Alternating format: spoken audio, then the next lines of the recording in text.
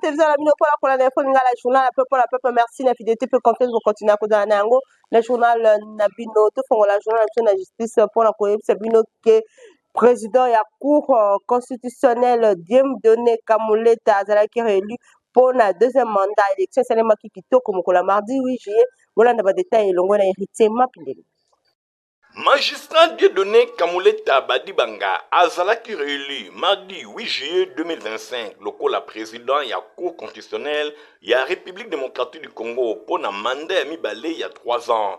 Reconduction oyo ezali conforme na article 9 ya loi organique numéro 13/026 ya le 15 octobre 2013. Yango ezali bongo na cadre ya dynamique ya stabilité na sommet ya plus haute juridiction ya République démocratique du Congo. Originaire ya province ya Olomami, Kamuleta azali juriste moko chevronné ye auti na conseil supérieur ya magistrature avant accéder na présidence ya cour na 2022 exerça lokola conseiller na cour de cassation asangisaki plus de 2 décennies mobimba et expérience ya système judiciaire ya République démocratique du Congo. Réélection na ye epai ya ba père na ye na respect ya procédure interne ezali kotalisa confiance renouvelée pe na compétence elongo na vision na ye. Cour constitutionnelle azali ko jouer rôle moko stratégique na architecture institutionnelle congolaise. Boye pour na ko contrôler constitutionnalité ya mibeko, arbitrage ya ba conflit ya compétence pe supervision ya processus électoral. Alors ya nouveau mandat président Dieudonné Kamuleta azelami na ba front ya ndenge na ndenge ko garantir indépendance ya cour, ko renforcer crédibilité et ko consolider rôle ya gardien ya ordre constitutionnel na République démocratique du Congo. Mandat ya Dieudonné Kamuleta ekosila na juillet 2028, soit quelques mois avant l'élection générale oyo ezali prévu na mois ya décembre. Échéance oyo ezali bongo ko s'interroger na portée réelle ya second mandat oyo s'avérer peu décisive na absence ya ba enjeux électoraux majeurs, alors que cour constitutionnelle azali ko demeurer pilier ya équilibre institutionnel. Mandat ya mibale ya Dieudonné Kamuleta ezali ko s'annoncer na avantage pour la période ya gestion ya ba transformation. Échéance ya mandat na ye avant l'élection générale, limite ya rôle na ye na arbitrage électoral décisif ezali ko réduire impact stratégique pe ya présidence na ba grand rendez-vous démocratique oyo ezali koya na contexte oyo Angers et Kozala peut-être pas marqué une histoire, il y a des décisions majeures, kasi ya kobattre la toko préserver intégrité ya institution, ko maintenir l'une moko ya indépendance, libosser ba pression politique peut quoi assurer transition moko crédible vers une nouvelle présidence. Tâche moins visible kasi ezali moins essentielle pour la stabilité ya cadre constitutionnel ya République démocratique du Congo. Tebeta bongo masolo etali kaka justice pour nous que procès ya ancien ministre d'état et à justice Constant Mutamba efongamaki la mercredi 9 juillet kuna na salle d'audience ya cour de cassation la commune ya Gombe pa wapi Constant Mutamba a se présentaki pa azalaki accompagné na avocat na ye esengeli bosimba ke Constant Mutamba azali poursuivi pour na présumé détournement ya 10 millions de dollars américains ba ke procès oyo pusani bongo to pezali renvoyé mokola le 23 juillet na masolo mususu ba ke vice premier ministre ministre de l'économie nationale professeur Daniel Mukoko Sambaye a adopté na conseil à faire adopter na conseil de ministre il y a le 4 juillet décret il y a statut organisation de fonctionnement il y a commission il y a concurrence rythme opinion pe Fabrice Lundombi. Au dernier chapitre du conseil de ministres de ce jour relatif à l'examen et à l'adoption de textes, 2 textes ont été soumis à l'examen du conseil. Le premier présenté par le vice-premier ministre, ministre de l'économie nationale. Vice-premier ministre, ministre ya économie nationale, professeur Dr Daniel Mukoko Samba a fait adopter dans le conseil des ministres Oyo et Salimaki vendredi 4 juillet 2025 dans la ville de Kinshasa, décret Oyo et Zali Kolobela, statut, organisation et fonctionnement, il y a commission, il y a concurrence, comme qu'on a mokuse. Bosimba que selon le compte rendu, il y a gouvernement central, texte oyo ezali kokotisa ba réforme structurelle ya makasi mingi penza na oyo etali tarification ya statut juridique ya komkoto commission ya concurrence ezali bongo désormais reconnu lokola service public à caractère technique yango ezali doté na personnalité juridique pe eko-bénéficier na autonomie administrative pe financière yango ekozala placé na tutelle ya ministre ya économie nationale. Boye vice-premier ministre pe ministre ya économie nationale professeur Dr Daniel Mukoko Samba azali bongo kosala nyonso po ete makambo eyebana kotambola na ndenge ya malamu. Ba réforme ya makasi ezali kokota tango nyonso po ete makambo na niveau ya économie etambola na ndenge ya malamu. Wana epesamaki lokola compte rendu epai ya porte-parole ya gouvernement Patrick Mouya ya Katembwe oyo atalisaki polele ke gouvernement adopté yango gouvernement andimi décret ya statut pe organisation elongo na fonctionnement ya commission ya concurrence comme kona mukuse oyo ezalaki proposé epai ya vice-premier ministre pe ministre ya économie nationale professeur Dr Daniel Mukoko Samba nyonso wana pona kobongisa makambo etali économie ya mboka na biso République démocratique du Congo eyebana kotambola malamu. Après débat et délibération, ce projet de décret a été adopté. Le poursuivre journaliste pour nous savoir qu'il y a comment voix incontournable la jeunesse africaine Wananani député national Hermione Bolumbe qui part la 3e édition il y a sommet Espagne Afrique boye ba ki élu ya mo amba Hermione Bolumbe ya teka ki bongo ba potentialité République démocratique du Congo pour na ko intérêt ba investisseur na mboka ya Félix Antoine Tshisekedi Tshilombo Fabrice Lundombi héritier Mapindemi azali kobrille 2000 faits bisika nyonso ye azali koleka nanu député national eli ya district ya Moamba na ville ya Kinshasa Hermione Bolumbe mwasi ya mayele mwasi ya nguya bisika nyonso azali koleka bilembo ezali kotikala awa après avoir kobrille 2000 faits na 3e édition ya sommet Espagne Afrique oyo esalemi du 6 au 8 juillet 2025 na ville ya Madrid kuna na Espagne Bosimbake wana après brillante participation na ye na 2e sommet oyo esalemaki na Barcelone député national Hermione Bolumbe ye azalaki lisusu invité na bokutani oyo ya monene esangisaki ba décideurs africains pe ba jeune entrepreneur bautaki bisika na bisika bayaki awa lisusu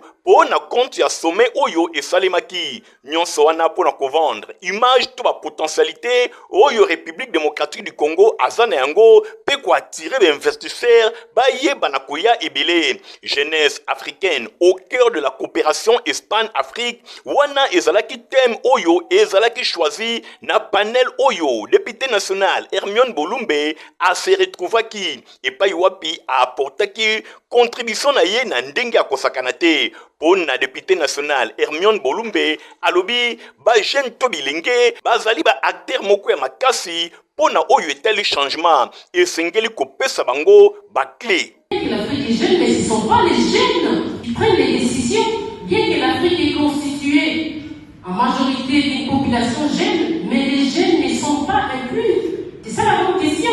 Parce que pour l'instant, ce sont surtout les plus âgés. Je ne refuse pas de travailler avec les plus âgés. Mais ma plaidoyerie est que les jeunes soient associés. Il est important. Nyonso wana kaka azali kobriller na ndenge ya kosakana te Hermione Bolumbe député national ya RDC azali kolobela mboka na ye bisika nyonso na mokili mobimba oyo ye azali koleka awa na ville ya Madrid maire élu ya ville ya Kinshasa a présentaki province ya Nord Kivu lokola merveille moko ya nature oyo nzambe apesi République démocratique du Congo pe alobelaki ba opportunité oyo République démocratique du Congo azana yango na domaine ya agriculture. Quand on parle du Nord Kivu, on ne parle pas de coton. Là, il y a les cotons. Et 80% de la réserve mondiale, c'est au Nord Kivu. On n'est pas parlé que de ça. Si je renforce par rapport à l'agriculture, vous avez 80 millions de terres arables en RDC. Et le Nord Kivu, c'est parmi les provinces riches en terres arables. Vous avez 4 millions d'hectares de terres irrigables. Et vous serez choqués. Il n'y a que 1% des terres exploitées. comme venait de dire mon frère, quand on vous parle des choses de loin, souvent on a peur. Mais il faudrait arriver, il faudrait visiter. La nature a tout créé en Nord Kivu. Moi, quand je parle du Nord Kivu, je suis fière. On a invité les investisseurs, Baya et Belé pour investir dans la République démocratique du Congo, Awa député national, Hermione Bolumbe, Mwasi Yankouya, Mwasi Yamayele, et Lenge Oyo, Azali Kotombo Manandenge Kosakanate, a rappelé, citation ya France Fanon, Oyo Alobi, Afrique Azana forme ya revolver, gâchette Azana RDC. L'Afrique a la forme d'un revolver, dont la gâchette se trouverait en RDC. Dès lors, on appuie sur cette gâchette qui est le développement. Vous développez toute l'Afrique. Si la RDC se développe, c'est fini. C'est fini. On parle du développement, mais il faudrait cibler les pays. Moi, j'aimerais bien qu'il y ait ces partenariats sud-sud entre la RDC et l'Espagne. Comme j'aime bien dire à l'ambassadrice d'Espagne en RDC, vous devez bouger les choses. Il ne faudrait pas vous laisser emporté par les autres, on ne vous sent pas. On a booster les Camboueteli développement. Il y a République démocratique du Congo, député national Hermione Bolumbe, Azali Kopé Mate, Azali Peko Kangamono côté, Aleka Kina Arménie, Barcelone, Tanzanie, Madrid, P Brazzaville, kuna na Congo, ye élu ya ville ya Kinshasa na district ya Moamba, Azali Kotambola bisika nyonso oyo ye Azali Koluka, pona koluka ndenge nini kopesa République démocratique du Congo ba opportunité pona développement na ye mosala kitoko député national Hermione Bolumbe oyo ozali kosala bilenge ya RDCP ya Afrique bango nyonso baza na sima na yo. Na makambo oyo etali la police oyo commissaire général à la police nationale congolaise Alonga Boni ye atelemi tracasserie na ngambu ya ba policier bolanda.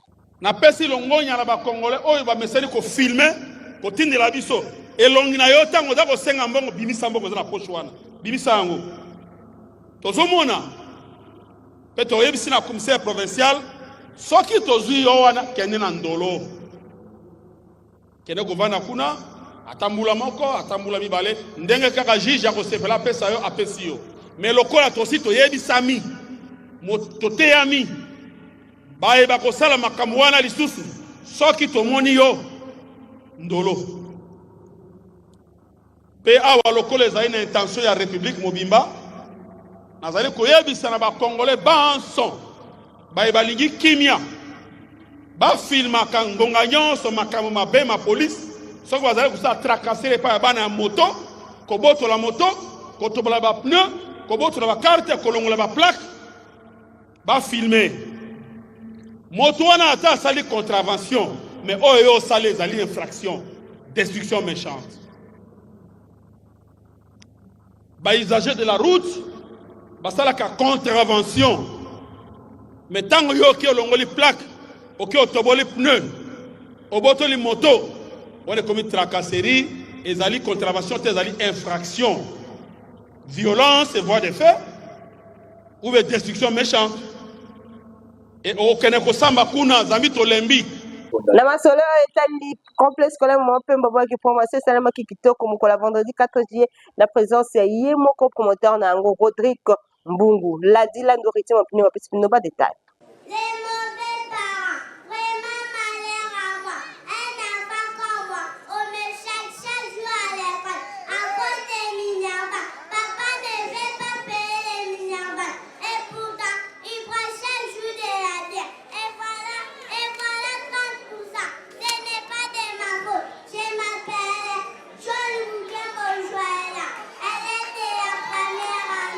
Vendredi 4 juillet 2025 nde ezalaki ngala ya bana ya primaire ya complexe scolaire Mama Pemba et pai wapi ba parents ba yaki pe ebele pona ko assister na proclamation oyo esalemaki ba classe nyonso ba proclamaki le du premier na présence ya ba invité ba parents pe batu ya ndenge na ndenge yemoko pe Rodrigue Mbungu azalaki lisusu wana pona ko assister na cérémonie ndenge kaka bino moko bozali komona ba résultat ya bana ezali vraiment impressionnant ezali kotalisa ke formation na complexe scolaire Mama Pemba ezali vraiment ya qualité motote akoki kobosa na yango na micro ya Info Lingala. Quelques parents présents dans cérémonie bazanga kite kokumisa initiateur ya complexe scolaire Mama Pemba yemoko honorable Nerombungo na enseignement ya qualité oyo ezali kopesama na école ya fondation na ye. Na remercier honorable Nerombungu pour moi banga moyo na pesio vraiment merci mingi.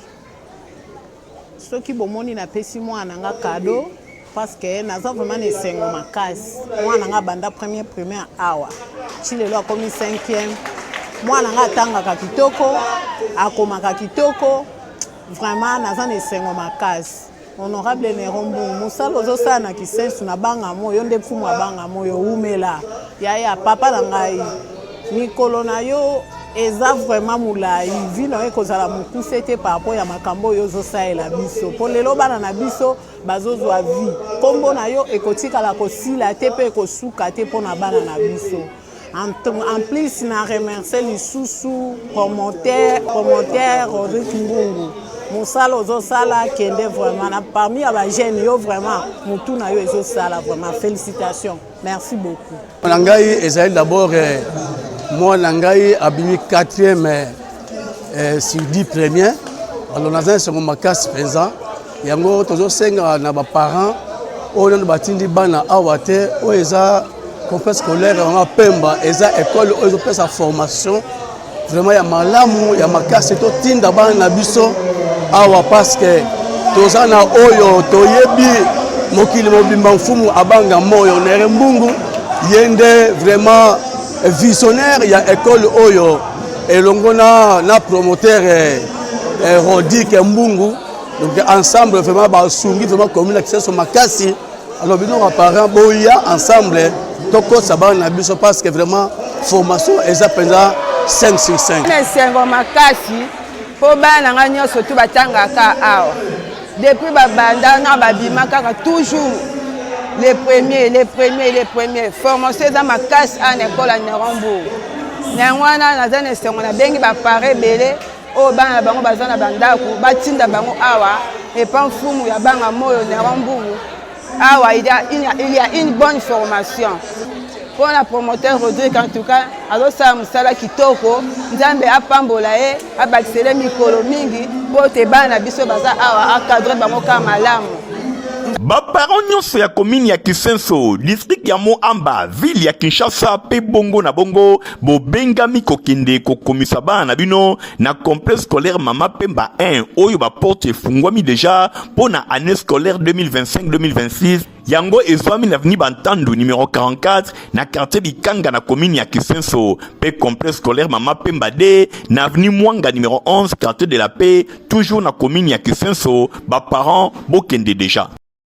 Na complexe scolaire Kaila année scolaire 2024-2025 qui se clôturera qui kitoko kuna na commune ya Kisenso élèves et maternelle bazwa qui va certificat na bango Igor Ntingi héritier mapingi ndenge kaka ezalaki prévu samedi 5 juillet 2025 ezalaki clôture ya année scolaire 2024-2025 na complexe scolaire Kaila oyo ezwami na commune ya Kisenso ekangaki ba porte na yango cérémonie elekaki vraiment kitoko ezalaki cérémonie moko haute en couleur epai wapi tomonaki présence ya ba invité ya ndenge na ndenge nyonso ebandaki na discours moko magistral ya représentante ya famille Kaila madame Nathalie Kaila Kapenda oyo azali coordinatrice ya complexe scolaire Kaila ye arandaki ba hommage epai ya grand homme apôtre des enfants monsieur Kaila Yivila Victor promoteur ya complexe scolaire Kaila. Nous ne pouvons pas parler du complexe scolaire Kaila sans faire allusion à ces 30 ans. Tokoki koloba pona likambo oyo etali complexe scolaire Kaila soki tolobeli tata oyo monene te. Un héros. Moto oyo alonga bitumba. Un baoba. Moto azalaki zete monene adeyitomela. L'apôtre des enfants. Oyo azalaki toma ya bana. Monsieur Kaila Ibila Victor. Yengene Monsieur Kaila Ibila Victor. Le grand formateur. Moto oyo aforma bana ebele na forma ba bebele. Grâce à lui, Nangolu na ye. Nous sommes réunis en ce lieu. Bongo Nasima et komaki tour ya démonstration ya qualité pe ya niveau ya enseignement oyo ezali kopesama na complexe scolaire Kaila école ya formation moko ya qualité na bokambemi ya coordinatrice Nathalie Kaila Kapenda oyo azali kokumbela ndenge kaka promoteur na yango alakisaka ye nyonso elekaki vraiment kitoko ba poème ba sonnet ba récitation et salemaki bana ya complexe scolaire Kaila batalisaki ke kuna enseignement ezali ya qualité après nasima ezalaki cérémonie ya kopesa ba certificat et pas ya bana maternelle oyo tobengaka collation nyonso elekaki vraiment kitoko bana ya complexe scolaire Kaila batalisi ke na kisenso ezali kaka bango bosimba pe boyeba ke complexe scolaire Kaila ezali parmi ba meilleure école awa na district ya Moamba mingi penza na commune ya Kisenso adresse na yango po na bino ba parents ezali simple avenue Matadi numéro 46 na commune ya Kisenso référence hôpital d'État et pai wapi ba encadrer bazali ko encadrer bana na ndenge ya kosakana te ndenge bango moko balobi o bazo fandisa bana na bandako na bango batindila biso bana na complexe scolaire Kaila ataza baba ataza kizengi biso toza penza bien formé pona ko former bana wana. Il y a des formateurs toza na enseignants baza tellement qualifiés makas souci ezali toza na option na kati ya Kaila toza na coupe couture toza na pédagogie générale toza na biologie chimie toza pe na électricité générale. En tout cas, les parents boya bokozala des sites vraiment idéal c'est surtout to ya babilo maboko ya kofungwa merci vraiment. Ba parents basa la biso confiance denge basa la biso confiance bako bakosa la biso confiance. Oyo azana tembe atinda mwana ye niveau nyonso mwana azali biso toza ko former mwana tozo komisa ye lolenge mususu. Donc oyo azana tembe ameka epa ya biso parce que ozana bato ebele baza déjà na ba résultat wana et puis ba témoignera déjà pour le complexe scolaire Kaila. Kaila, l'excellence c'est chez nous. Boyende ezalaka ba parents nyonso bobingami kokende ebele pona année scolaire 2025-2026 bopona complexe scolaire Kaila kuna na commune ya Kisenso epai wapi bokozala dessus soki mokete enseignement ezali kopesama neti kaka na mikili ya poto kasi oza na commune ya Kisenso na district ya Moamba. Midi en prière et Zakoukouma mon père pasteur Dédé Landou. Boba qui milule c'est fongama qui depuis mon colo il y a le 7 peu que ça la bon clôturé le 27 juillet 2024. Nadine Nasson a pessimé pas détail. Kele o bana na nzambe mbote boyo kasikoyo sango malamu oyo na memeli bino midi en prière na bokambe mi ya pasteur Dédé Landou ba bengisi bana na nzambe nyonso na 21 jours de jeûne et prière oyo ba bengi yango Baptizo Fire 2025. Epai wapi ekobanda lundi 7 au dimanche 27 juillet bana na nzambe bobenga mibino nyonso na moma kitoko oyo ya mabondeli epai wapi ekopesa nzela na basali na nzambe ya nguya oyo bakodefile pona kote ya liloba na bomoi tokozala bongo na apôtre Roland Dalo prophète Joe Grace Mwenze pasteur Lor Lombo pasteur Roy Bondo pasteur Parfait Mavungu apôtre Narcisse Magila pasteur Annie Kondo pasteur Henri Papa Moulaja pasteur Vicky Yomba pe oti ya Milulu pasteur Dédé Landou papa mama elenge mwasito elenge mobali ko rate pasano oyo te midi en prière et sibiso bamba te na nzela ya kokila pe ya kobondela kolo akangolaka na ndenge ya kosaka na te yo moto zala ba problème kilikili yaka na temps fort oyo midi en prière et bongisi pona bino Baptizo Fire 2025 okozala délivré totalement mwana mama yoka Baptizo Fire 2025 oyo ekosalema na 3 vacations c'est-à-dire na tongo na ngonga ya 5h30 kino 7h15 ekobanda koleka na page Facebook ya pasteur Dédé Landou. Deuxième vacation ekobanda koleka na midi en prière pe pe 3e ekobanda kosalema na ngonga ya 16h kuna na église mission apostolique Golgotha oyo ezwami na commune ya Kasavubu référence rond-point Kimpwanza. Baptise au fire, baptise au feu, baptise au moto. En tout Baptise cas, au fire match est à bien. 2025. Les sociétés pour l'ensemble de la population a vendu dans le quartier pour Lumbambo, pour la commune de Selemba, où Bazan va quitter Beli. Le rapporteur a fait la grâce pour Alain Louzayadjo. Par quartier Ebele na ville ya Kinshasa, population azo vivre na ndenge ya malamu te. Ebele bazali komi tuna soki bazalaka na Kinshasa to na province ndakisa awa tozali na quartier Pululumbambu, bureau du quartier Kutu ezate, makadam ezate, mai pasi, courant pasi, voire même wenze ya kosomba biloko ezate. Ebele kati na bango bakenda kati makala po na kosomba biloko. Na passage ya ba reporter ya Info Lingala, journal à peuple po na peuple, population alobaki boy. To vivaka na ba difficulté mingi ya makasi na direction biso banko. Na direction na biso banko tu ba difficulté ya makasi koleka na direction oyo. Tozosenga lokola bazobongisa ba direction minene bazokotisa na bango makadam so pe tozosenga na chef de l'état na gouverneur de la ville Daniel Bumba ata ela biso direction oboko direction oyo eza direction munene ndongo zomona ngo boye ekenda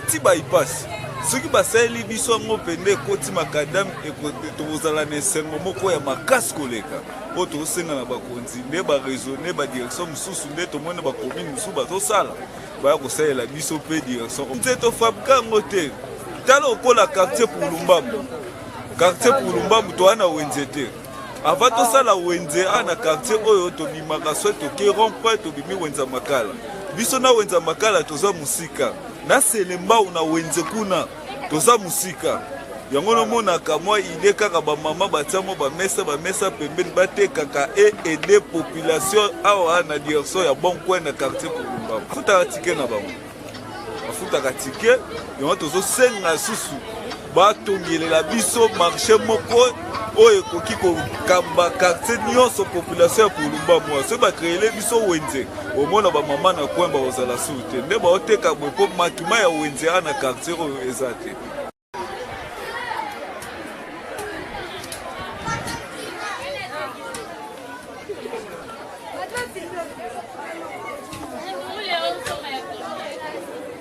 Que population a vendu na quartier film pour la commune à Bumbu baza kolela makasi na likambo etali mai depuis balongola batu ya régie des autres siko pour passer la route elengesa bazongisi batu na bango te pe bango baza konyuka na likambo etali mai.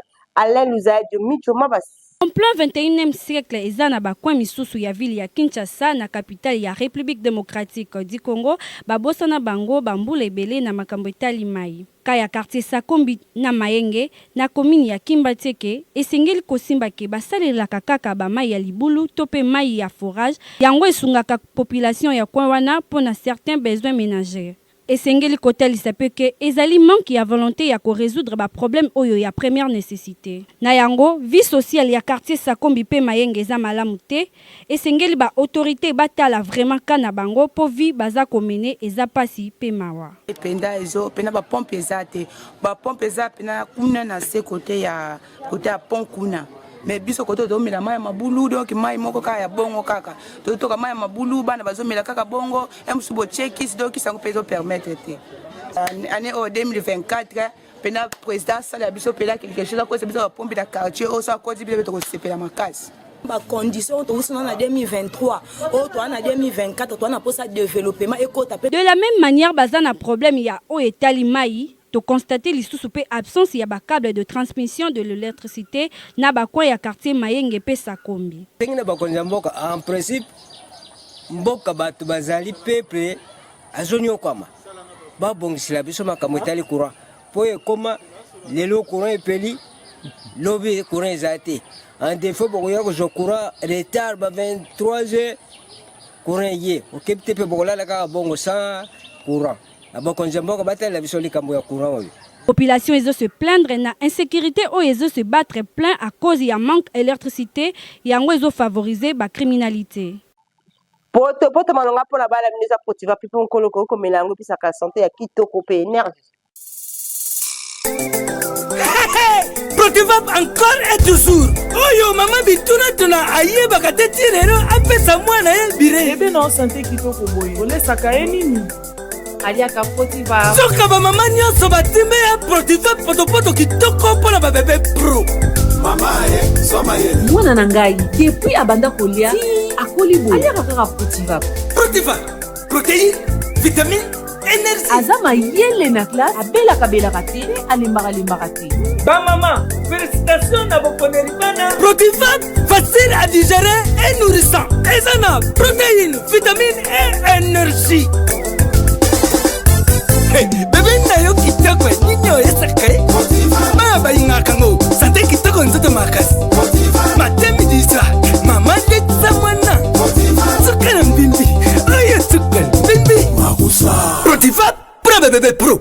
Produit par Chris SARL. Bozaki ebele pona kolanda info lingala journal pour la publicité qui se paye comme ça. Merci Edgar Ntingi Matomi Nazaki na sima caméra concours rédactionnel ya grâce pour Baluzolo héritier mapini ma superviseur qui journal au montage et sima par Christian Kevin Fabrice Lundombi ngala bino top rendez-vous Mikolo Zali ko ya revoir.